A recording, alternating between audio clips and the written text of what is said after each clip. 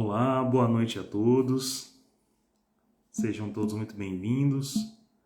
Vou colocar aqui o tema da nossa live hoje, né?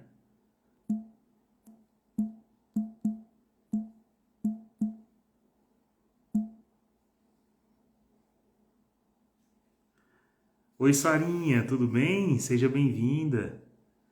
Oi, Lúcia, tudo jóia? Que bom ver vocês aqui. Vou fixar aqui o comentário do tema da nossa partilha hoje. A Lari chegou também. Deus abençoe, Lari, seja muito bem-vinda. Hoje nós iremos falar, né, sobre esse livro aqui tão especial, que é Em Busca de Sentido, do Viktor Frankl, né? E a gente vai aproveitar para falar sobre logoterapia, depressão. Teremos um bate-papo com a doutora Kelly. Logo, logo ela está chegando aqui. Vou apresentá-la a vocês e será um bate-papo muito, muito legal. Quero também a participação de vocês, tá? Que vocês peguem dúvidas, viu, Sarinha? Coisas que vocês têm vivido para a gente partilhar ao final da live. A Kerinha já chegou aqui.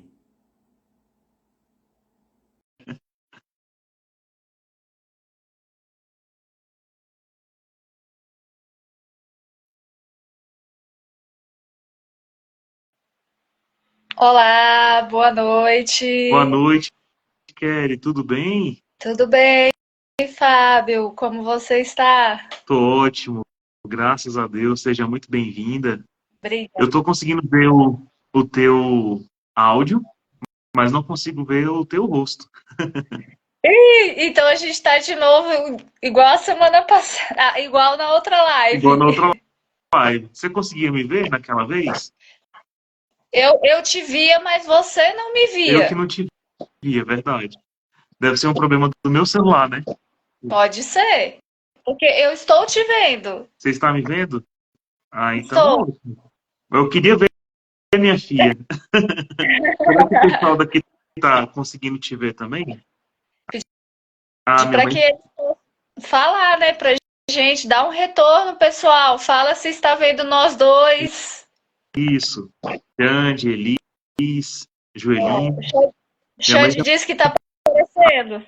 Ah, então perfeito. Então tá ótimo. Obrigado, irmão, pelo lindos. Deus abençoe. Cristiano também chegou, Deus abençoe. A Luta também contribuiu aqui. Perfeito. Que bom que a Elis está com você aqui nesta noite, está com todas essas pessoas, né? Hoje a live vai ser muito especial. Sejam todos muito bem-vindos. A gente vai falar sobre uma obra que eu tenho descoberto agora, sua importância, né? Que é essa daqui, ó, Em Busca do Sentido, do Viktor Frankl, né? Uhum. Sobre o autor também da obra, né? Que é um escritor muito prolífico que nasceu em 1905, no início do século passado, né? E morreu em 97, aos 93 anos de idade. Ele é pai da logoterapia, né? A terceira escola eminência aí de psicoterapia. E a visão que ele tem dos homens é maravilhosa. A visão que ele tem do objeto humano, né? Para a terapia, para a terapêutica, para a forma com que ele vê a alma humana é revolucionária, é maravilhosa, né? Então, eu tenho mergulhado nisso nesses últimos dias, né? E gostaria de compartilhar disso com vocês, né? A Kelly também está aqui. Você conseguiu, Kelly, ler o livro esse mês? Como é que foi a leitura? Consegui. Na verdade, eu já tinha lido esse livro antes, né? Já há alguns anos atrás. Uhum. Eu tive um apreço pela logoterapia, né? Logo quando eu comecei a psicologia, só que no caminho eu acabei me separando da logoterapia, né? Porque Uhum. me identifiquei com outra abordagem terapêutica, né? Mas ela tem uma contribuição muito importante, principalmente pela forma como vê o homem, né? Verdade. Que é algo muito importante, né? A gente não pode olhar para o homem simplesmente como um ser que tem correspondências só biológicas ou somente psicológicas, mas a gente tem que levar em consideração que o homem, ele é um ser espiritual, né? E que há uma dimensão muito maior que liga ele a Deus, né? E que não dá para separar, em que algumas outras abordagens acabam até desconsiderando, né? Então, isso me chamou muito a atenção na logoterapia, né? E claro, a própria história do Viktor Frankl, né? É uma história muito forte, então eu acho que vale a pena, sim, a leitura, vale a pena, sim, um estudo sobre a obra, vale a pena, sim, a gente conversar essa noite sobre ele, né? Exatamente, foi essa a intenção, né? A gente está começando o ano e as pessoas fazem muitos planos, né, Kelly, assim, para um novo ano, plano de reformar a vida, plano de reformar sua história, sua jornada de trabalho, sua espiritualidade, né? Fazem diversos planos, mas muitas vezes esses planos estão ausentes do sentido maior da nossa vida, né? Do propósito que vai nos realmente realizar. Então a gente objetifica muito a nossa felicidade, o sentido da nossa vida, os propósitos que a gente faz no ano. E aí, de repente, eu pensei assim, cara, eu quero começar esse ano uma leitura, chamando os amigos aqui presentes, né, também para participarem dessas leituras, partilhar de coisas realmente grandiosas, mas não quero coisas ralas, não quero coisas leves, né? Vamos pegar uma coisa aí com substância realmente, né? E aí eu percebi, nesta obra, nesta vida, nesta terapia, que é a logoterapia, algo no qual a gente pudesse mergulhar de uma maneira mais profunda e dali a gente trilhar, né, nesse ano, uma descoberta vocacional, de sentido, descoberta espiritual, familiar, de trabalho, que fosse gratificante, né? Então, o meu desejo é tornar esse ano um ano de descoberta para muitas pessoas, partilhar disso com elas, viver isso com elas, né? Por meio da leitura, da partilha, dessas lives, né? Então, todos que estão aqui convidados hoje, estão participando, também ao final dessa live, desse nosso bate-papo, podem tirar dúvidas sobre o livro, sobre o Viktor Frankl, sobre o Holocausto, sobre o sentido da vida. Também, se você tiver dúvidas sobre depressão, sobre ansiedade, doenças, né, mentais tão comuns, e tão tratadas, às vezes, de maneira superficial, como a Kelinha falou. Então, com certeza, podem anotar essas dúvidas, né? Para a gente será uma grande contribuição, né, Kelinha? E com certeza ajudará a gente a perceber que a gente está num grande diálogo, num grande bate-papo, não apenas aqui nós dois presentes, né? Eu queria agradecer a todos aqui presentes. O Ari mandou um oi aí, mas todos sejam muito bem-vindos, viu? Então vamos começar, né, Fabinho? Bora começar. Doutor Fábio, né? Como diz a Giovana, doutor Fábio. Doutor Fábio, vamos nos apresentar então, né? Kelinha, eu quero primeiro que você se apresente, quem você é, o que você pratica, no que você crê. Ok. Então, eu me chamo Kelly, eu sou psicóloga, né? A minha abordagem é a terapia cognitivo-comportamental. Eu gosto muito de trabalhar com evidência científica, né? E foi aonde eu encontrei uma base para trabalhar com comportamento humano, né? Então, eu me realizo nessa área, né? Comportamento humano. E eu também sou neuropsicóloga, eu também trabalho com a neuropsicologia hoje, realizando avaliações neuropsicológicas, de identificação de transtornos, né, como por exemplo TDAH, o autismo e tantos outros que a gente tem, inclusive a depressão, que é algo que a gente vai falar aqui também hoje, né?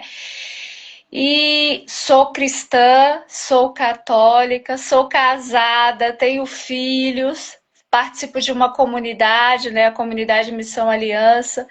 Então essa sou eu, um pouquinho, né, do que sou eu. Perfeito, Kelinha. E uma irmã maravilhosa, assim, sempre eu agradeço muito sua participação, sempre me engrandece muito o coração partilhar contigo, né, sobre todos esses assuntos, sobre a vida profissional, sobre a fé, sobre as pessoas, né, sobre a terapêutica. Então, para mim, é uma grande oportunidade sempre partilhar com você. E ela é casada com o Xande, que colocou aqui, comigo. É isso mesmo. Eu sou o Fábio, eu, doutor Fábio, perdão, doutor Fábio. Eu tenho 12 anos que trabalho como clínico geral. A minha especialidade é na medicina intensiva, mas onde eu cuido de cuidados paliativos. Então, eu tenho cuidado de pacientes que estão no estágio final da vida, né? Seja por uma doença incapacitante como a sequela de AVC, câncer, mas eu estou ali para ofertar ao paciente cuidado, né?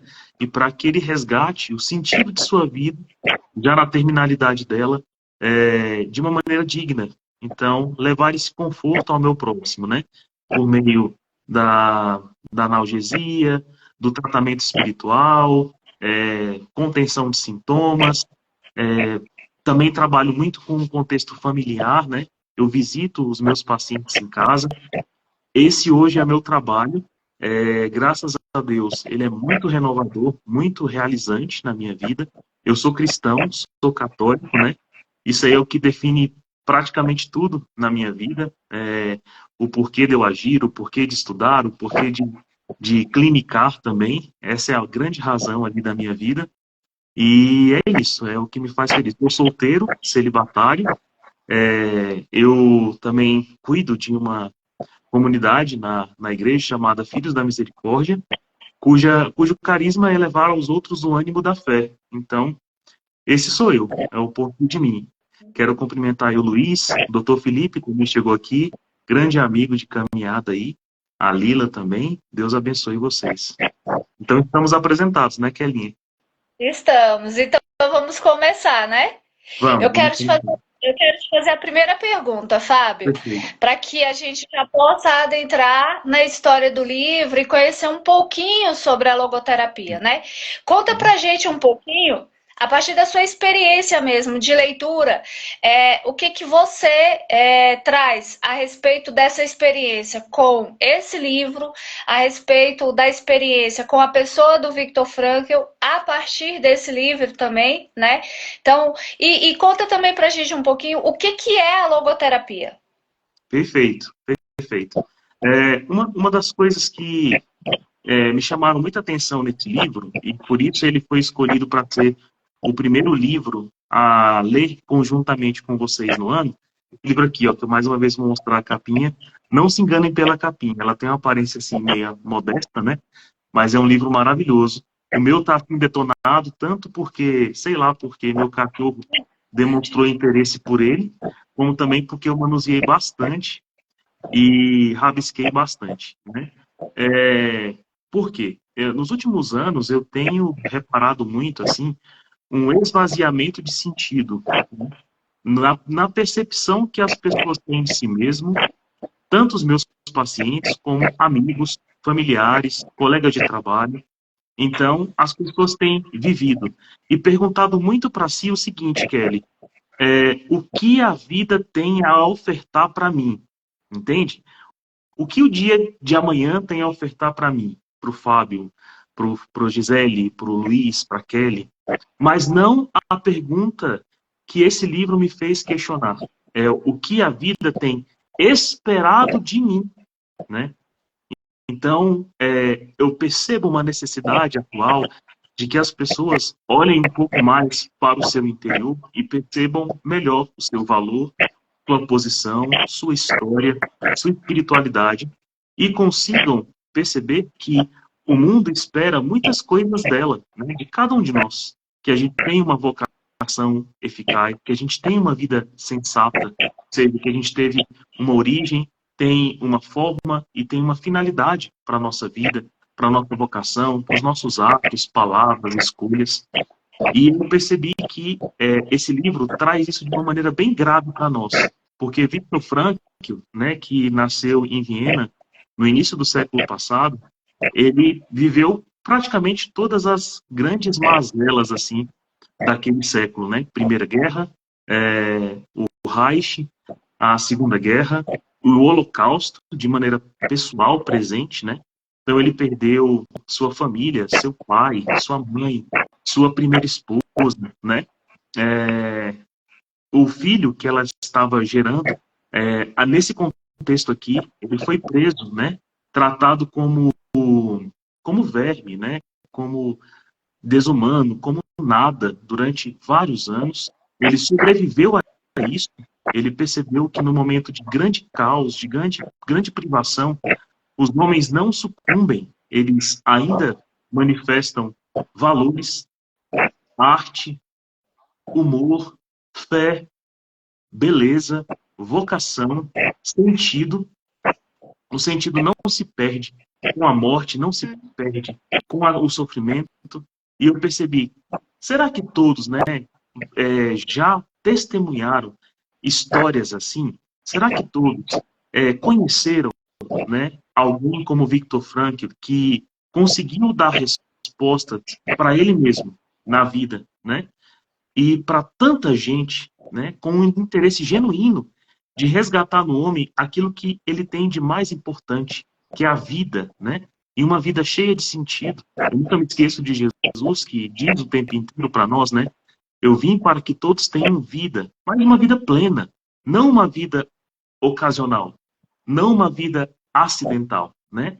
Ah, o dia de amanhã acidentalmente aconteceu para mim. Não, ele é uma dádiva que espera de nós respostas, que espera de nós uma atitude. Então, é por isso que eu escolhi esse livro, né?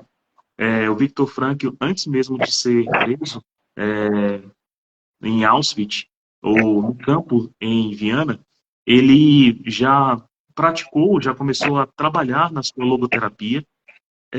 Claro que também aproveitando-se de sofrimentos muito grandes que ele passou na Primeira Guerra, sua família inteira.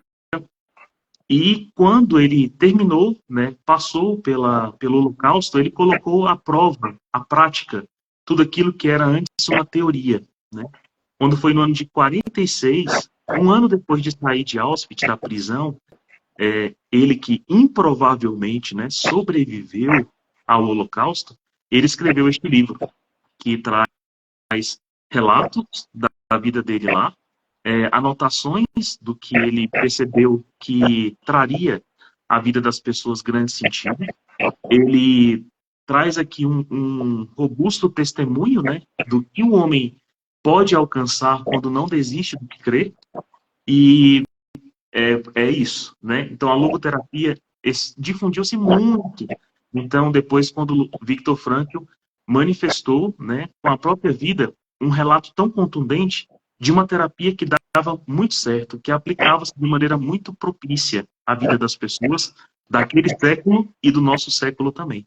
É tanto que hoje a logoterapia está difundida em mais de 32 países. Esse livro foi traduzido em mais de 40 idiomas. Ele recebeu causa honorária em mais de 30 países, né, inclusive no Brasil. Sua vida posterior a isso foi muito prolífica em trabalhos, escritos, postulados, teses, né, prêmios. Inclusive, muitos desses prêmios eram tantos que ele passou a dedicar para a esposa, né, que também contribuiu com a sua vida, com a sua família, com a sua história. E é isso. Então, a logoterapia hoje é uma das escolas de psicoterapia mais famosas e que mais crescem, né? Então, sabe uma coisa que me chama a atenção? É que, assim, no meio católico, né, existe uma vertente mesmo de psicoterapeutas que seguem muito, né, o trabalho com a logoterapia. Assim também como tem uma vertente da psicologia tomista, né? Também passei por ela, fiz alguns estudos, a gente estava até junto, lembra? lembro. Foi maravilhoso aquele curso.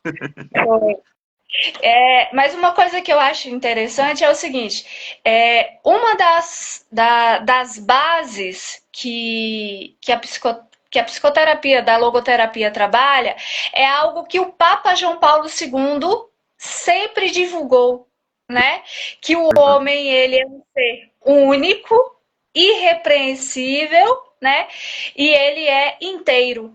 Ou seja, porque o Papa em si, ele é um fenomenologista, Sim. né? Então ele era um filósofo com a abordagem fenomenológica, né? Esse nome chega a dar um trava-língua na gente, né? Dá. Fenomenologia. E então ele olhava o homem como um fenômeno que se apresentava, né? E esse fenômeno ele é único, né? Não Uhum. existe um outro fenômeno tal qual é esse que se apresenta para mim. Então todo encontro que o Papa tinha com alguém era um encontro único e pessoal, né? Justamente por causa das suas bases. E a psicoterapia da logoterapia, ela também tem esse olhar, né?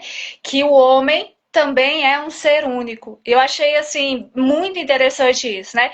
Primeiro porque, assim, quando o Papa fala na teologia do corpo, em suas catequeses, né? Ele sempre retrata isso. Um ser único, né? E se você tem uma base psicoterapêutica que possa olhar para o homem, né, como um ser único, isso é de grandiosidade. Eu acho que é por isso também que faz com que ela tenha um aceite muito grande no meio católico, né? Verdade. Verdade, Kelly. Uma coisa que é interessante no que você falou é que ele surge num momento em que estava muito famoso, estavam famosas, né? Muitas terapias que veem um homem bem abaixo do que ele realmente é. Então a gente sabe que a constituição humana ela tem uma raiz, né? Biológica, física, né?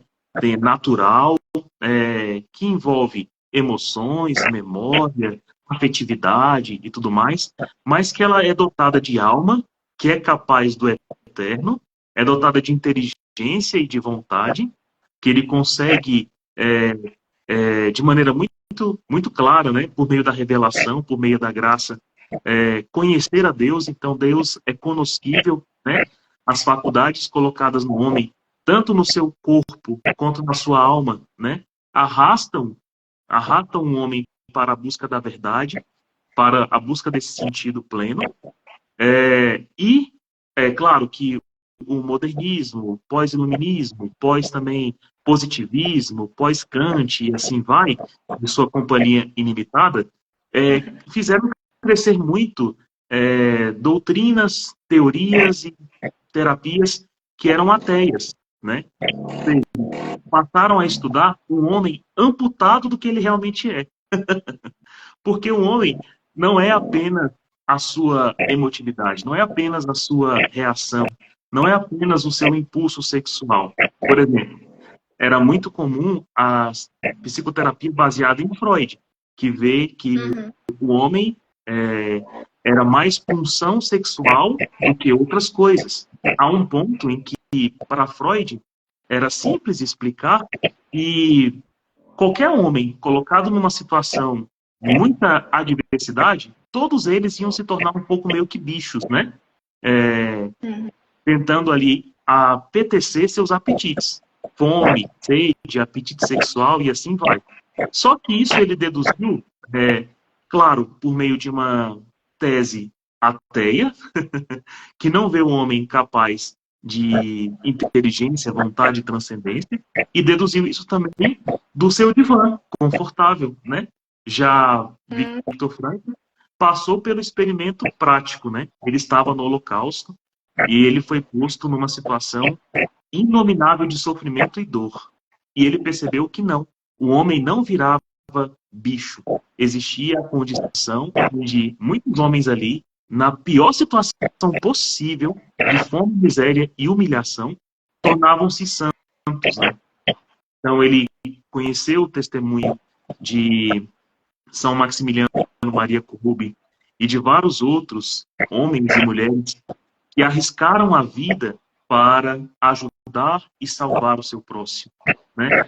Mesmo numa situação privada, onde a qualquer momento eles poderiam ser levados para a câmara de gás, torturados, baleados, passados por cima de rolo compressor, muitos, né? Até soldados tiravam um pedacinho de pão, infringiam as regras para dar para o próximo, né? Ou roubavam uma ampola, um remédio que o próximo precisava para tratar a febre ou a infecção, podendo perder a cabeça, né? Podendo morrer por causa disso.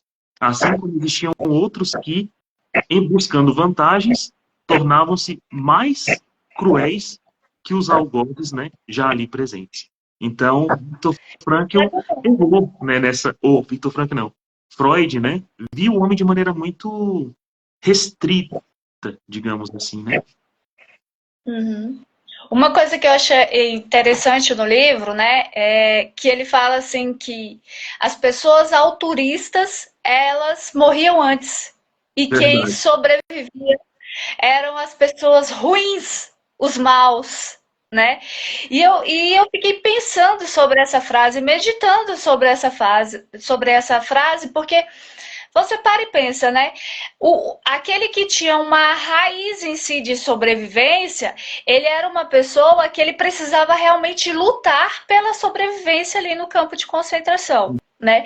E que quando ele faz esse comparativo, é como se ele retirasse toda a bondade que a pessoa tinha em si, porque ela é uma pessoa boa, gentil, faz coisas boas, pensa no próximo, né?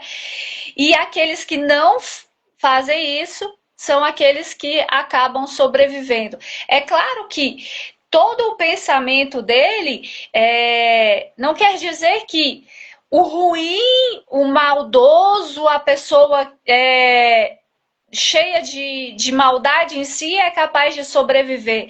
Não é isso.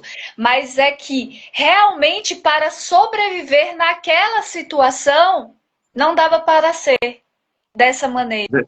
Né? Porque não sobreviveria, não suportaria tamanho sofrimento. E diante disso, eu quero até que você fale um pouquinho, Fábio, sobre isso, né? O sofrimento e a morte, né? Eles podem anular o sentido da vida de alguém, né? A pessoa pode perder o sentido da vida por causa do sofrimento e por causa da morte? Essa é uma pergunta maravilhosa, Kelly. Meu Deus, essa pergunta é a grande chave, né, da nossa vida, da nossa existência, né? Por quê? Por que eu digo isso?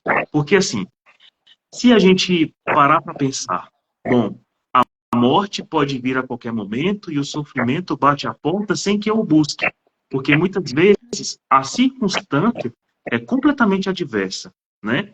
Então, essa adversidade, às vezes, a gente procura por causa de nossos erros, mas às vezes ela acontece por causa da maldade no mundo, né? Porque o homem caiu por causa do pecado e assim vai. Enfim, o mal existe, né? E ele pode acontecer. Então, pensando nisso, né, tem uma frase do Viktor Frankl que diz assim, que lá no Holocausto, as pessoas estavam o tempo inteiro ameaçadas de irem para a câmara de gás, de morrerem, de maneira torturante, de maneira grave, e ele percebeu que a morte, aquele sofrimento, não anulava o sentido da vida de muitas pessoas. Por quê? Porque os que eram santos tornavam-se ainda mais santos, e os que eram porcos tornavam-se ainda mais porcos. Por mais que essas pessoas que usavam de poder ou da maldade para sobreviver, ele dizia que aquela vida que eles estavam mantendo era uma vida insensata, era uma vida pobre, era uma vida desprezível. Já aqueles que às vezes perdiam a vida pelo próximo ou abraçavam o sofrimento de maneira salutar, ou não perdiam o sentido, a fé, o que criam, né? Mesmo no meio do sofrimento, esses poderiam ter uma vida bem curta, irem para a câmara de gás bem rápido, morrerem de fome ou se sacrificar por alguém. Mas aquele curto período de vida deixou um legado. Aquele curto período de vida foi sensato. Aquele curtinho período de vida fez um efeito e um estrago gigantesco nos demais, espalhando esperança, espalhando amor, espalhando a existência. Então, ele diz que não, o sofrimento não pode, né, anular o sentido de vida, pelo contrário, apura, deixa aquilo mais claro, mais urgente. Eu tenho até um testemunho pessoal disso, né, que foi a vida do meu pai, né, chama Gentil de Jesus da Silva. Ele teve uma doença grave chamada mieloma múltiplo, que é um câncer na medula óssea. Foi diagnosticado no ano de 2009 e ele conviveu com essa doença durante 11 anos. E o meu pai nunca desanimou dos seus propósitos mais importantes, que eram educar a família, né, nos levar a Deus, ver o nosso bem-estar físico, material e emocional e espiritual. Meu pai lutou por isso o tempo inteiro na sua vida e, ao fim da vida, no último ano de vida do meu pai, esse sentido de vida estava mais apurado. Meu pai sofria dores horríveis, né? Ele tomava morfina para as dores, tomava codeína, tomava Velija, tomava vários medicamentos. Se eu me emocionar aqui, saibam que não é tristeza, é uma saudade orgulhosa, né? Eu tenho orgulho do meu pai, então é só porque às vezes embarga um pouquinho, mas o sentido de vida dele no final ficou muito apurado. Isso se viu na última semana, Kelinha, de vida do meu pai. Ele ia para o hospital de base para tomar sangue, mais ou menos de 2 em 2 dias, tomava hemácia e plaquetas, né?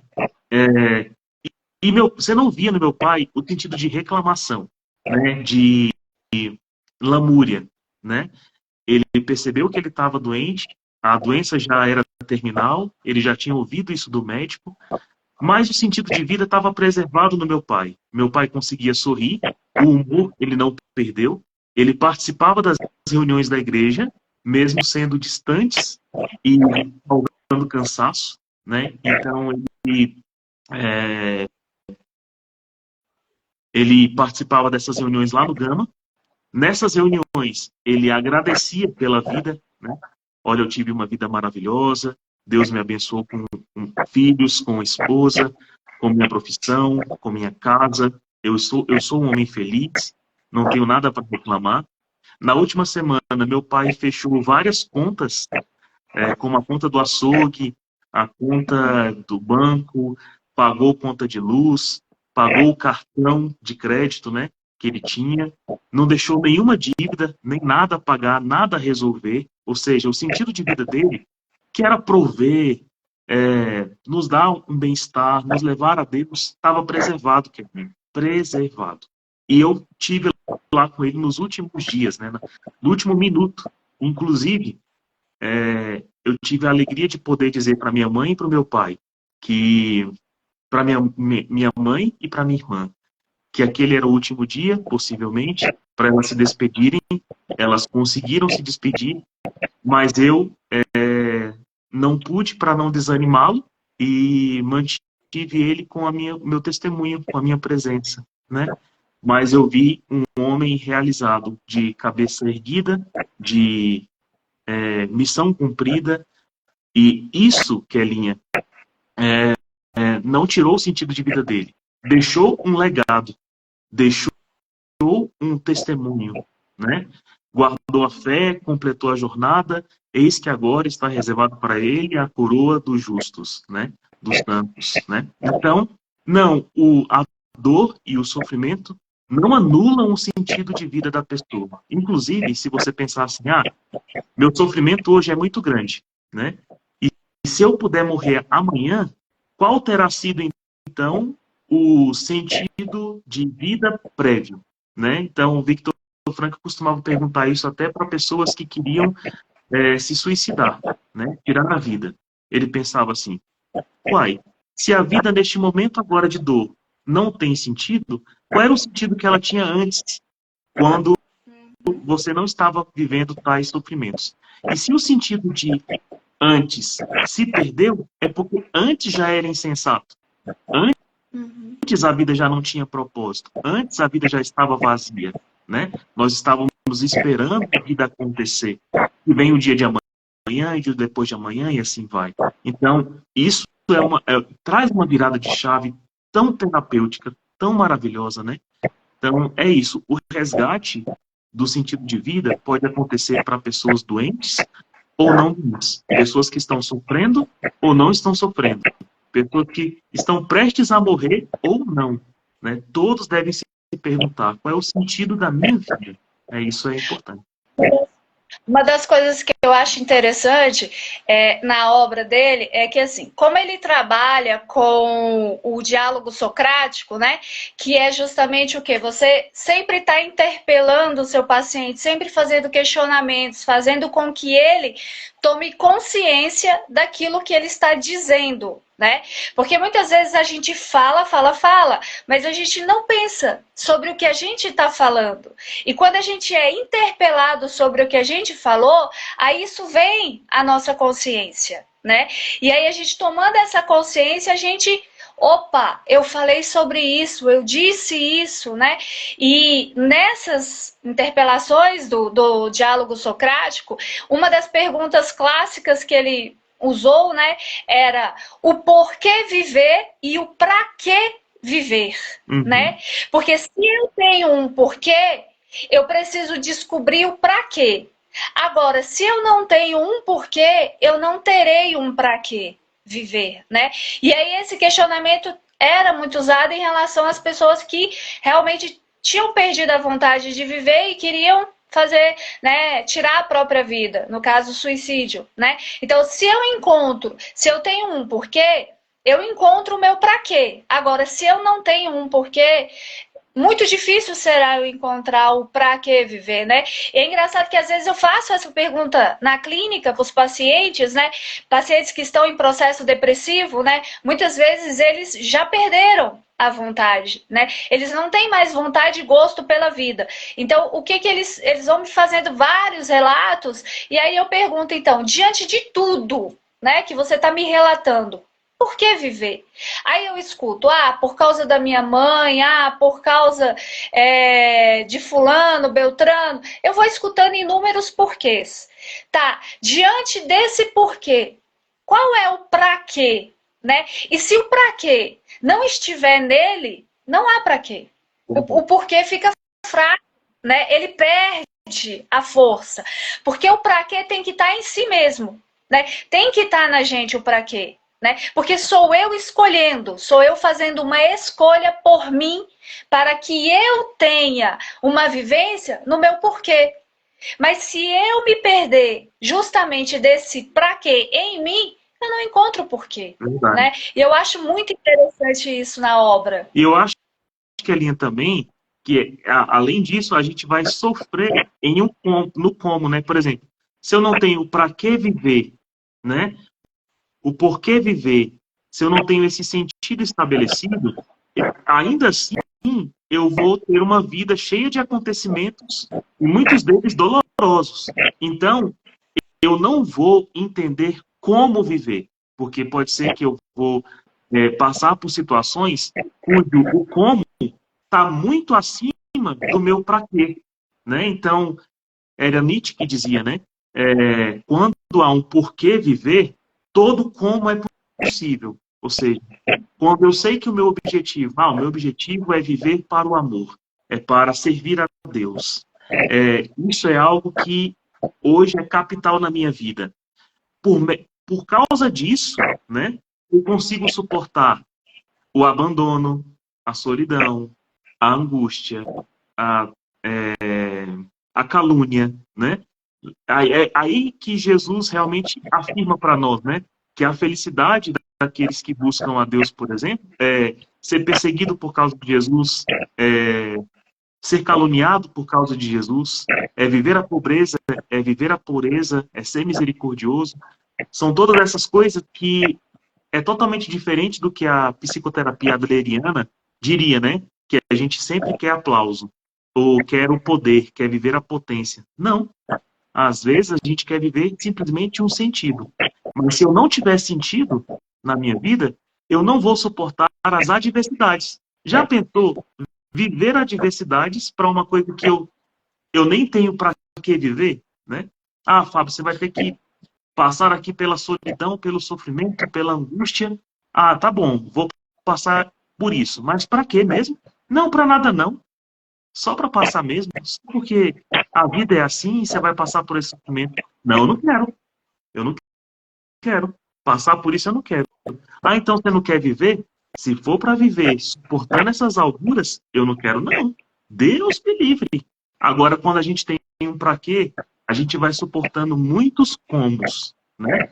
Eu queria te perguntar, Kevinha, como que os pacientes reagem, pacientes com depressão, com ansiedade, reagem quando você pergunta exatamente isso? Qual o sentido da sua vida? Qual o propósito da sua vida? Você tem vivido para esse propósito, né? Eles se sentem constrangidos, é, ficam com dúvida, querem sair da terapia, né? Ou não, eles realmente começam realmente a virar a chave na vida deles. Como é que é o processo? Todas essas opções, com exceção da última. Porque, na verdade, o que acontece, né? Uma pessoa que está com processo depressivo, ela vive um processo para dentro. E ao entrar em si, ela fica ali sem encontrar mecanismos de conseguir olhar para o exterior e ver beleza no exterior. Porque ela está tão fechada nas suas dores, no seu sofrimento, e ela fica imersa numa culpa muito grande, né? Por quê? Porque ela se sente culpada por estar naquele estado. Porque as pessoas a veem naquele estado. Então, quando você leva ela a questionamentos, dependendo do paciente, ele vai embora. Porque ele ainda não está pronto para esse caminho, né? Ele pode até querer o caminho, mas ele ainda não consegue estabelecer o passo a passo para o caminho, de se questionar realmente e levantar as hipóteses, né? Na semana passada, eu tenho uma paciente hoje comigo, e na semana passada foi interessante, porque casou perfeitamente com o que a gente está conversando. Né? Ela está num processo depressivo e ela já está comigo desde agosto do ano passado, e dentro do processo, sempre há abandono de medicação, é algo muito comum de acontecer, né? E é importante entender que existe uma biologia para a depressão, né? E na depressão há uma necessidade de se tomar sim a medicação. É claro que a medicação ela é um processo adaptativo, né? Onde os sintomas vão diminuindo acerca da medicação correta, né? Mas há muito abandono, né? As pessoas abandonam muito a questão medicamentosa. E abandonando a questão medicamentosa, elas também abandonam a psicoterapia. Essa minha paciente, eu fiz esse questionamento para ela, né? Ela chegou muito abalada, uma questão pessoal dela, muito abalada na sessão passada, e aí eu perguntei para ela: por que então você não tira a sua vida? Né? Pode parecer até assim, né? Nossa, essa pergunta, né? Só que ela falava, Fábio, e era muito desconexo as coisas, não tinha uma ligação uma coisa com a outra, né? E quando ela parou para respirar, eu peguei e fiz o questionamento para ela, diante de tudo que você está me contando, tudo que você está me falando, por que você não tira a sua vida? E aí foi a hora do choque, né? Porque é a hora que você fala, e quando a gente tem uma bagunça mental, é uma tendência muito natural nossa. A gente falar e não escutar o que a gente está falando, né? E numa das falas dela saiu justamente isso. Eu tenho uma vontade de tirar a minha vida, né? E aí eu fui e perguntei para ela: e por que então você não tira a sua vida? E aí a resposta dela foi: por causa da minha mãe, né? Então me fale o motivo de ser a sua mãe. E aí ela foi e falou várias coisas, mas o mais interessante da fala dela é que assim, a mãe dela é católica, a mãe dela é ministra da Eucaristia, né, em uma paróquia aqui no Gama, e ela falou assim: a minha mãe não suportaria ter uma filha que tirou a própria vida sendo cristã. Ela não suportaria. Então eu levaria ela a um sofrimento muito maior, né? E aí eu falei assim: e você não teme pela sua alma fazendo isso, né? Aí ela virou para mim e falou assim: é claro, eu não quero o inferno. Olha Olha só, aí. é interessante porque às vezes a resposta sai de uma pergunta que a gente não se faz, né?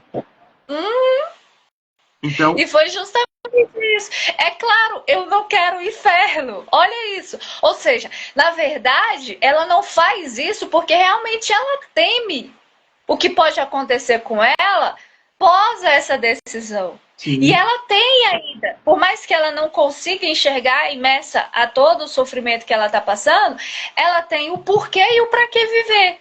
Ela só não consegue identificar ainda. sim. Mas ela E é interessante que o sentido, né, falado por Viktor Frankl, ele pode ser um sentido ali específico, né, do José, da Cássia, da Kelly, do Felipe, um sentido para aquele momento, naquela circunstância em que você está, na sua vida, né, conforme o que você sabe, né, sua espiritualidade e tudo mais. E tem o sentido último, né, que é o contexto no qual é mais amplo a sua vida, como você falou, Kelly, é única, irrepetível, né, é preciosa, é fundamental, ela é um fenômeno, ela é grandiosa, onde a sua vida tem um sentido único e especial, né?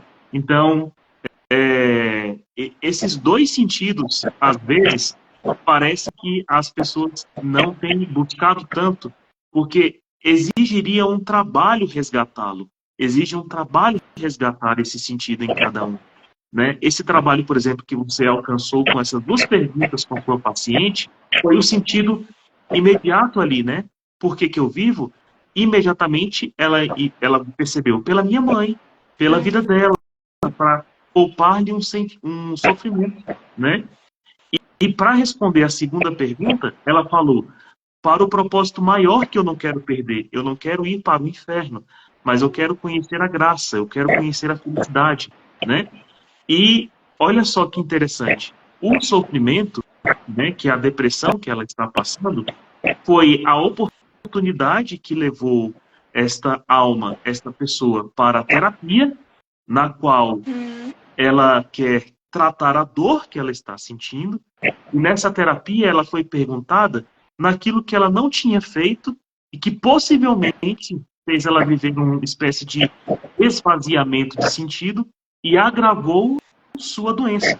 Lembrando a todos aqui que a depressão, a ansiedade, todos esses transtornos mentais, eles têm um fundo, né, hormonal, histórico, né, genético até, precisa do tratamento terapêutico, precisa do tratamento é, medicamentoso para reduzir os sintomas e para não acostumar os neurotransmissores de uma maneira plástica, né, que vai deixar a pessoa cronicamente doente, né, mas esse sofrimento que a pessoa sente precisa ser conduzido nesse sentido. Por exemplo, eu estou doente, eu estou sofrendo, eu estou no meio de uma situação crítica e a depressão e a ansiedade não escolhem endereço, né? Não tem profissão, não tem endereço. A gente vê nem pessoas como religião. nem religião, né? Eu Ah, digo isso porque as pessoas mais difíceis, Fábio,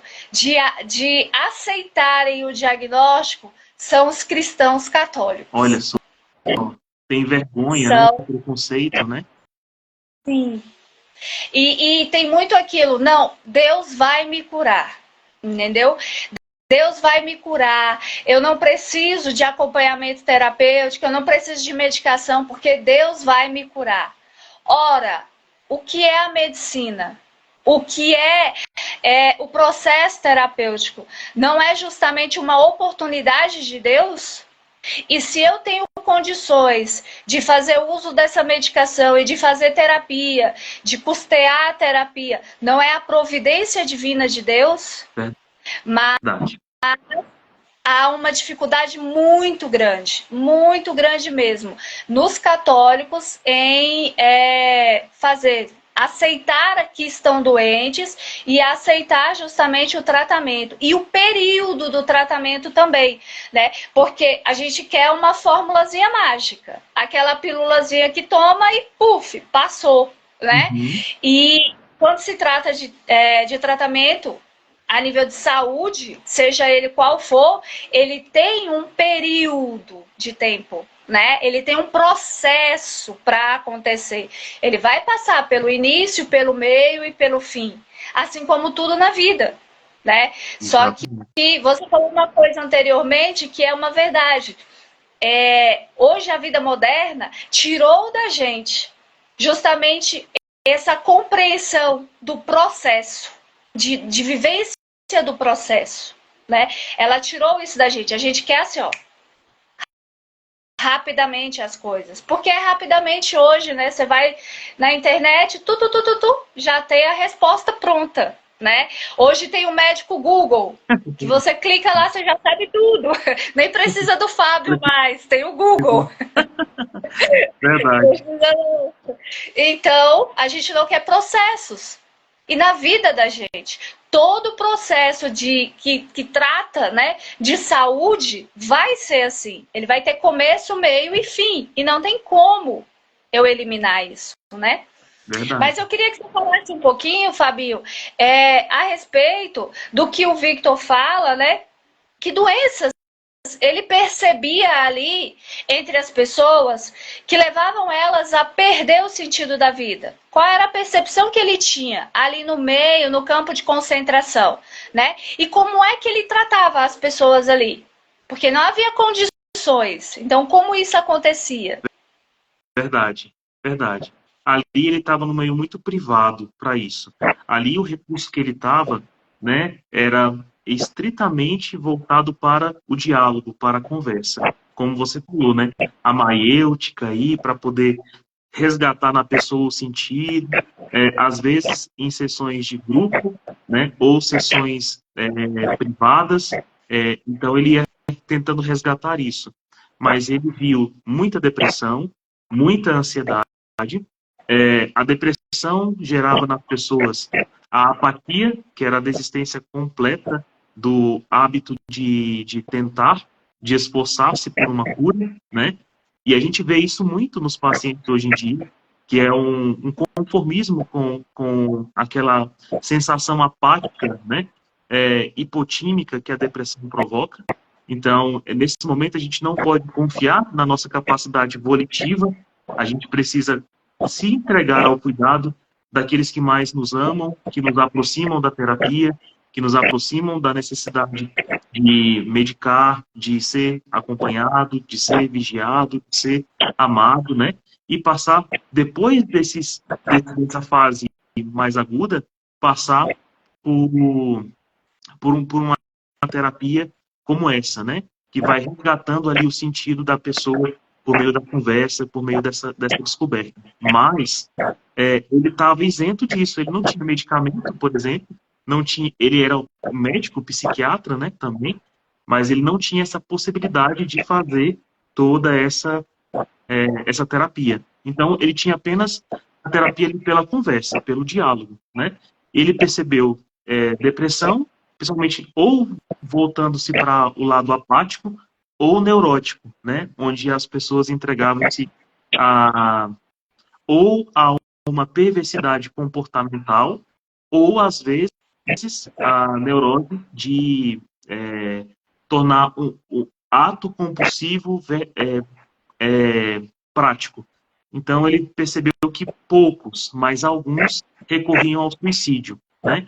Então, tinha 3 formas que ele narrou de a pessoa sair do campo de concentração, que foi o fio elétrico, que rodeava o campo de concentração. Então, às vezes, as pessoas iam lá, agarravam um fio para sair daquele sofrimento, né? E acabavam realizando autoextermínio. Ou saíam pela câmara de gás, né? E ele dizia que a pessoa saía pelas chaminés, como fumaça, ou as pessoas ficavam e lutavam bravamente para o resgate do sentido de suas vidas, né? Então, ele encontrou pessoas de lá de todas as maneiras. Pessoas com ansiedade, com depressão, apáticas, neuróticas, né? E todas elas eram resgatadas no sentido por meio disso, por meio da conversa. Outras coisas ele coloca como princípios todos passavam a respeitar e a resgatar na vida, como recordar da família, recordar dos entes queridos, da esperança de permanecer dando sentido à vida, de morrer por alguém, de realizar algo por alguém, mesmo naquela breve vida e condição escassa de vida. A arte, né? Então ele percebeu tanto que a boa arte pode aproximar a pessoa da verdade e de sentimentos que ela não consegue expressar, como a música, a pintura, a cultura, ou então até a beleza posta por Deus, né? Num céu belo e assim vai. O humor, né? Então, o humor sempre é bem-vindo para a pessoa desligar-se daquele sofrimento que vai sendo ruminado. Esses eram os instrumentos que ele mais tinha ali, né? Então, eram poucos os instrumentos, mas foram eficazes quando bem aplicados, né? E aí, quando ele saiu, ele juntou tudo isso que ele aprendeu ali no campo de concentração com os recursos que estavam disponíveis do lado de fora, né? E e é isso. Esses foram os recursos que eu percebi ele usando ali, né? Interessante. Você falou agora, um pouco atrás, a respeito da questão do suicídio, né? A gente citou um pouquinho, eu também contei um pouquinho da história da minha paciente, o questionamento que eu fiz a ela. Lá no campo de concentração, o suicídio foi uma resposta que muitos tiveram, né? Você está diante de um sofrimento muito difícil, algo que você nunca pensou em viver, é inimaginável, e que o resultado que você vê é a morte, né? Você só vê como resultado a morte para acabar com aquilo ali. Então, muitos acabaram buscando esse recurso, né? Essa primeira resposta que a maioria dava, Fábio, ali no campo de concentração, como é que você enxerga esse desespero, né? Essa resposta e essa busca pelo suicídio, né? O que essas pessoas realmente buscavam aliviar ali? Com certeza eles estavam buscando alívio para a dor, né? Uhum. Para a dor.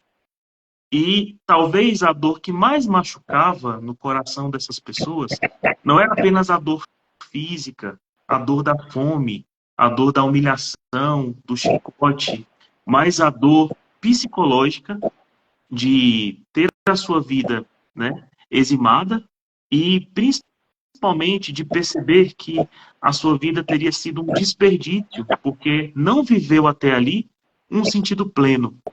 Então, imagina assim, né? O que causaria mais sofrimento para o Fábio hoje? Eu me faço essa pergunta. O que causaria mais sofrimento hoje a um ponto em que eu desejaria tanto tirar aquele sofrimento que não imaginasse outra resposta do que tirar a vida junto, né? O que causaria no Fábio esse grave sofrimento de pensar em tirar a vida para não ter mais aquele sofrimento ali tão árduo? Que tipo de sofrimento faria isso em mim, né? Que tipo de dor? E aí eu penso, olha, dores físicas são terríveis, terríveis, terríveis, terríveis, mas até o exemplo do meu pai, eu percebi que elas são suportáveis quando se tem um grande porquê, quando eu estou preservando um grande sentido.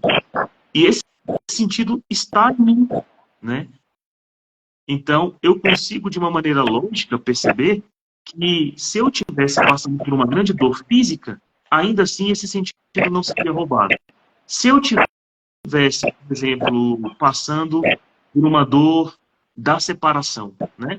De amar muito alguém e a pessoa se foi, ou a pessoa não está mais fisicamente presente comigo.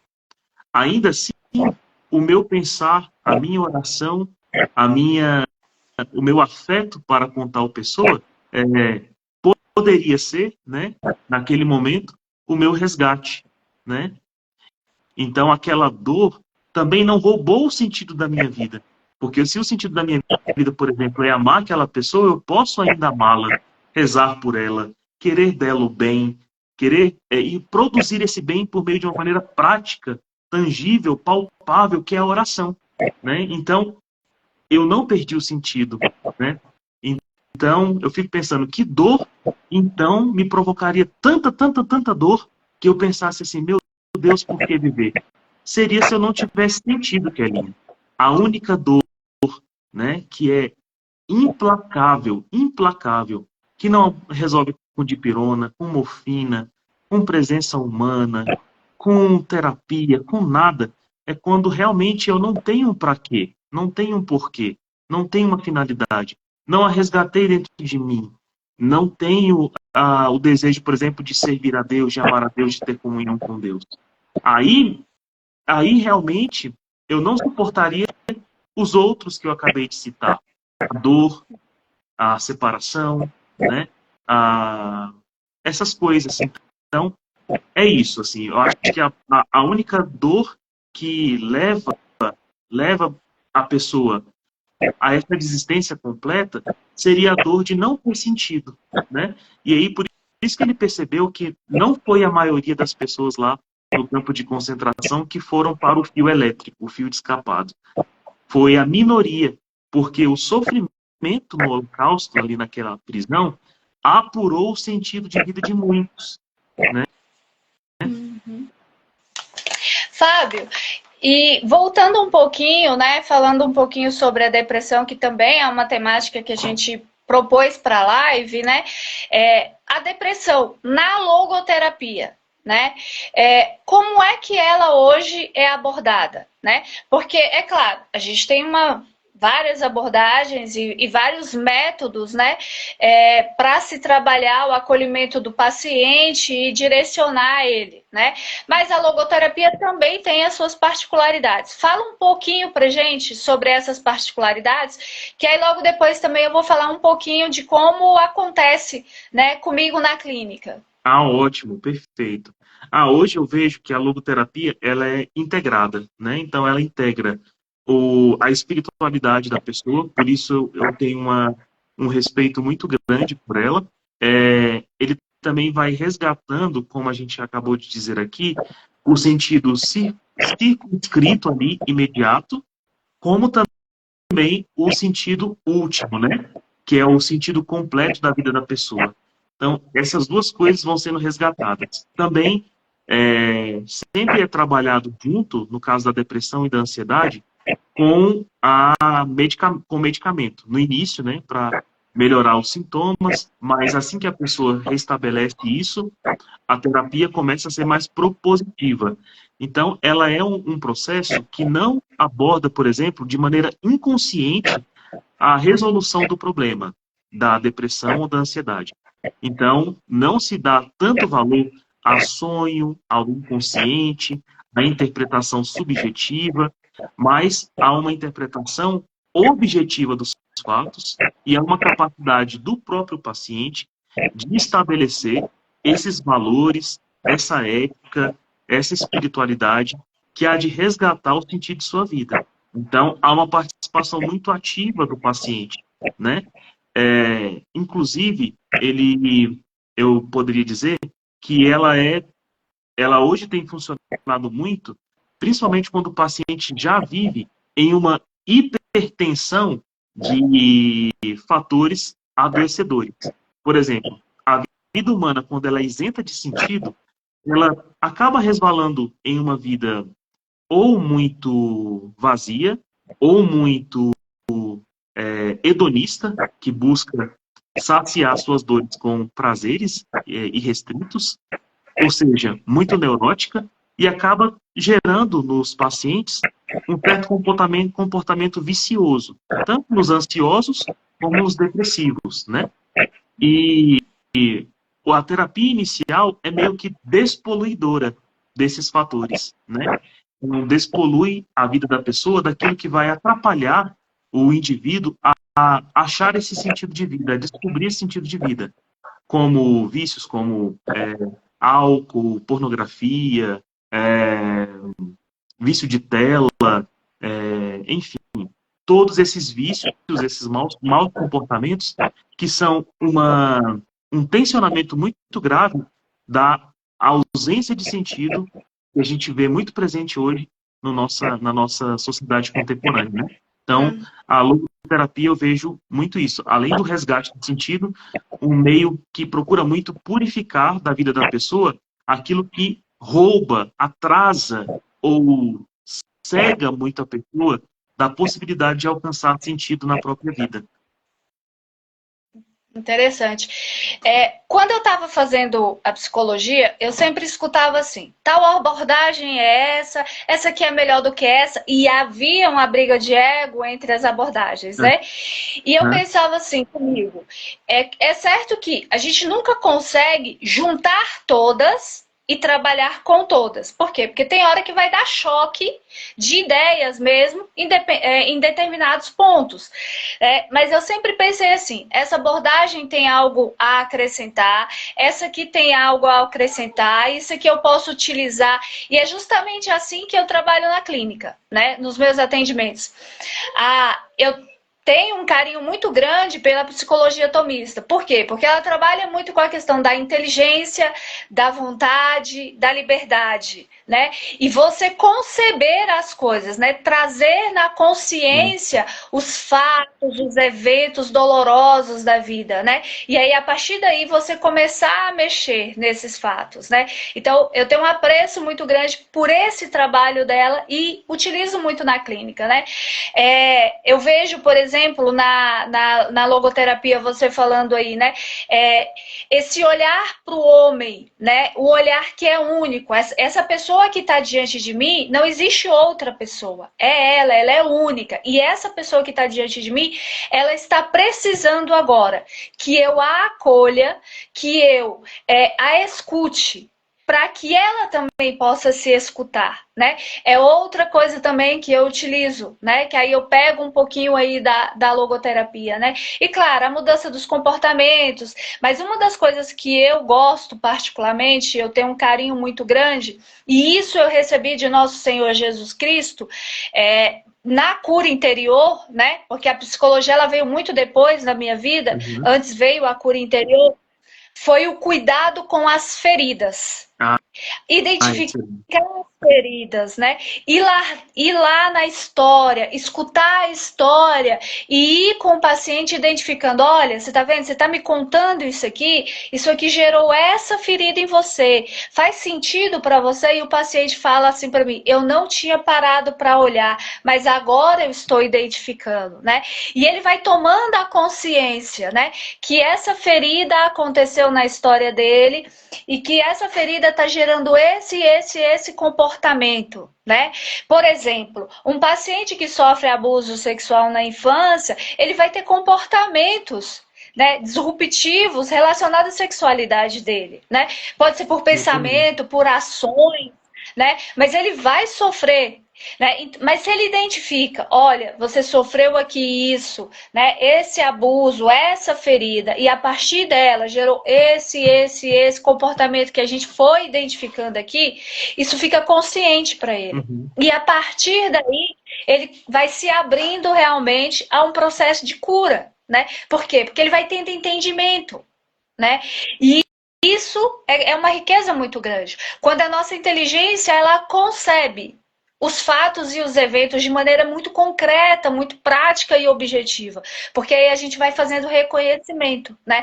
Então, na clínica, quando eu recebo meus pacientes, eu procuro muito fazer isso com eles.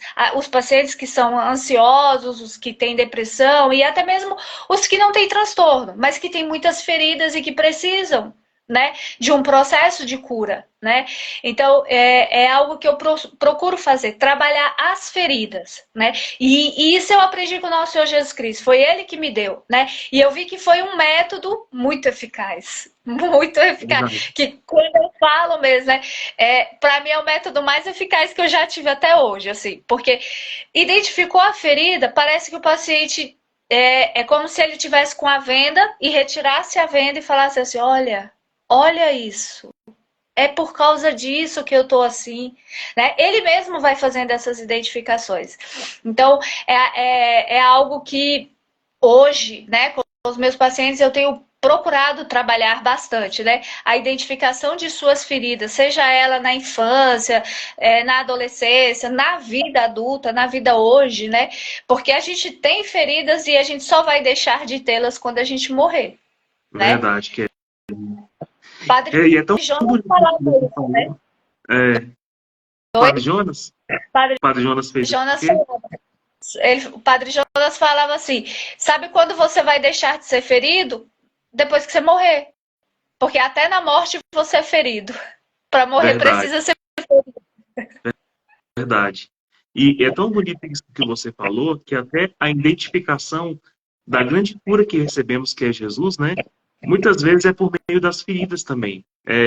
Veja São Tomé, né? Jesus fala para ele que a ferida que estava no coração dele era a incredulidade. A incredulidade de que Jesus ressuscitou, mas muitas vezes o doente, o deprimido, o ser humano ali, ele tá sofrendo e ferido pela incredulidade de que ele pode ser curado, de que ele é amado, né? De que ele é importante, de que a sua vida tem um sentido, né? Para as pessoas, para Deus, né? Então, existem várias incredulidades que a gente carrega. E São Tomé curou a sua incredulidade colocando a mão no lado aberto de Jesus, que é uma ferida aberta, né?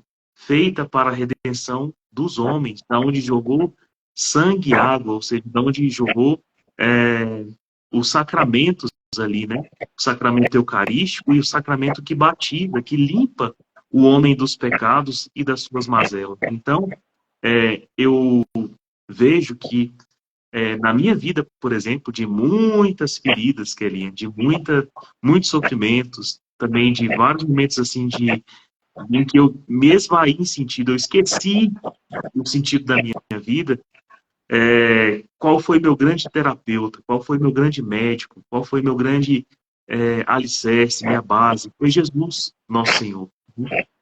Então, eu sou muito grato, porque ele resgata sentido e aonde eu não conseguia produzir mesmo por mim mesmo o sentido ali, ele dá o dele, né? Ele traz o dele. Então Jesus fala: amai com o amor com que eu vos tenho amado. E esse amor que Jesus dá ao homem, né, foi suficiente para me amar e para que eu pudesse amar os outros, né? Amar o meu próximo. Então, de fato, muitas feridas, né, precisam ser reveladas em nosso coração, porque elas precisam ser tocadas, elas precisam ser arejadas. Eu preciso ter consciência de aonde eu fui ferido para que eu realmente possa contribuir com a cura que eu preciso, né, para continuar outros processos vindouros na minha vida. Então, realmente, essa sua frase para mim foi importantíssima. Não vou esquecer de jeito nenhum. E eu gostaria de perguntar se as pessoas aqui presentes, né, têm alguma dúvida. Eu vi a Beatriz falou sobre, né, a dificuldade realmente que é de tratar a depressão, mas não podemos desistir da cura. É isso mesmo. E no início é necessário, né, a terapêutica medicamentosa para dar, né, os receptores ali ao nosso cérebro, tá certinho. É isso mesmo. Mas não podemos esquecer de não perder o sentido de nossa vida e de nos deixar cuidar pelo terapeuta, como aquele que está aqui presente, né? Por Deus, pela nossa espiritualidade, pela oração, pela busca assídua, genuína, né? Do que nos leva ao sagrado, né? A família, a cultura, a oração, né? Tudo isso que é belo ao coração, que nos leva para o que é eterno, nos ajuda a não nos perder nesse mundo de devaneio e de loucura, né? Então, se alguém tem aí alguma dúvida para tirar alguma coisa, você quer falar mais alguma coisinha, Kelinha? Uma coisa que é muito importante, eu acho que assim, para todos nós, né, a gente ter consciência é que ao longo da nossa vida, né, da nossa existência, a gente vai passar por adversidades, né? Essas adversidades, elas vão gerar sofrimento, né? Elas podem gerar feridas em nós, né? Mas a gente tem que lembrar de uma coisa que é muito importante ao longo da nossa vida, é que se a gente se a gente chegar à desistência, né? Se a gente chegar a desistir, a gente chega à perda do sentido para tudo, né? E perder o sentido pode perder nosso Senhor Jesus Cristo. Porque se eu não ver sentido na minha vida, eu posso nem mais enxergar nosso Senhor Jesus Cristo. Então, todas as vezes que a gente começar a ter as adversidades, a gente começar a ir passando pelas feridas e as coisas forem ficando muito difíceis, é muito importante buscar ajuda. Né? E eu digo buscar ajuda, a gente pode buscar ajuda num amigo, a gente pode buscar ajuda num confessor, a gente pode buscar ajuda num padre que nem seja o nosso confessor, mas que possa ser nosso amigo. A gente precisa buscar ajuda. Não necessariamente essa ajuda tem que ser um profissional. Né? O mais importante é a gente entender que a gente precisa de ajuda. A gente é social, a gente não foi feito para ser sozinho. Verdade. Né? Então a gente sempre precisará do outro. Sempre. A gente sempre vai precisar do outro. Ora sou eu o apoio para o outro, ora o outro é o meu apoio. Mas a gente sempre vai precisar do outro, né? Então, em todos os momentos, em todas as adversidades, em todos os sofrimentos, olha para o lado e pede ajuda. Não fica sozinho, porque sozinho a tendência é perder o sentido mesmo da vida. E perder o sentido da vida, para nós que somos cristãos, pode ser perder nosso Senhor Jesus Cristo, porque a gente não vai encontrar sentido nele, né? Verdade. E uma das coisas que eu queria deixar duas citações para vocês aqui para pensarem um pouco. A primeira foi de uma constatação, né, do Viktor Frankl diante de todas essas adversidades, dores, sofrimentos das pessoas, foi descobrir que apesar de a morte ser muito forte, a dor também ser muito forte, tem uma força maior do que essas duas, que é o amor. O amor é mais forte, né? Então, ali naqueles momentos de maior sofrimento, por exemplo, ele não sabia que sua esposa estava morta e pensava nela de maneira muito ardorosa, muito devota, né? E ele não sabia se ela estava ou não morta, né? Depois ele soube que assim que ela chegou no campo de concentração, ela foi morta. Mas ele teve num certo dia lá essa certeza que foi colocada no coração dele como um selo. Ele entendeu que o amor é forte como a morte, né? Que está escrito lá em Cantares, capítulo 8, versículo 6. O amor é forte como a morte. Então, se a gente imagina que a morte, a separação, as dores deste mundo são muito atrozes, o amor, né, tem uma força maior de redimir, de orientar, de preservar o sentido, de manter nossa cabeça erguida diante de um grande propósito. E aí não devemos desistir nem mesmo dos homens, né, como a Kelinha falou. Porque ele diz assim no finalzinho de seu livro, ó, nossa geração é realista porque chegamos a conhecer o ser humano como ele de fato é. Afinal, ele é aquele ser que inventou a câmara de gás de Auschwitz, mas ele é também aquele ser que entrou naquelas câmaras de gás de cabeça erguida, tendo nos lábios o Pai Nosso ou o Shema Israel. Então, é isso, meus irmãos, que eu queria deixar de recado para vocês. Quero agradecer aqui a presença da Kelly. Deus abençoe muito você, Kelly. Muito obrigado por essa participação, por essa noite tão maravilhosa. Fabinho, deixa eu só fazer uma pequena divulgação. Eu lancei na semana passada um material que fala sobre, é um e-book, né? Que foi escrito por mim mesma, tá? E esse e-book é falando sobre feridas emocionais, né? Caracterizando o que é ferida, caracterizando quais são as feridas, identificando justamente comportamentos de cada ferida e dando também o que fazer a partir dessa identificação, né? tá no meu Insta, né? Que é Kelly_Cristiane_Peixoto. E aí tá lá na bio, né? É só clicar lá que aí tem acesso e aí você pode dar uma olhada no material e aí fazer a aquisição dele, Ah, tá bom? maravilha, vou comprar o meu. Bora lá, galera. Eu vou deixar o link aqui do Instagram da Kelly para todo mundo ir lá, acessar, né? Com certeza vai ajudar muito a gente a sanar as feridas espirituais que carregamos, viu? Muito obrigado mesmo, Kelly. Maravilhoso, perfeito. E vamos fazer mais lives, né, Kellinha? Trazendo não só livros, mas filmes, músicas, né? Queremos estar mais presente com vocês, aproveitar dessas ocasiões para acolher a todos. Queria agradecer muito a Deus por essa live, né? E a Virgem Maria. Então, vamos rezar uma Ave Maria. Eu tive essa vontade, né, de rezar a Ave Maria e agradecer por ela ser tão providente na nossa vida e nos aproximar aqui nessa live. Ave Maria, cheia de graça, o Senhor é convosco. Bendita sois vós entre as mulheres, bendito é o fruto do vosso ventre, Jesus. Santa Maria, Mãe de Deus, rogai por nós, pecadores, agora e na hora de nossa morte. Amém. É isso, meu povo. Fiquem com Deus, viu? Obrigado, Kelinha.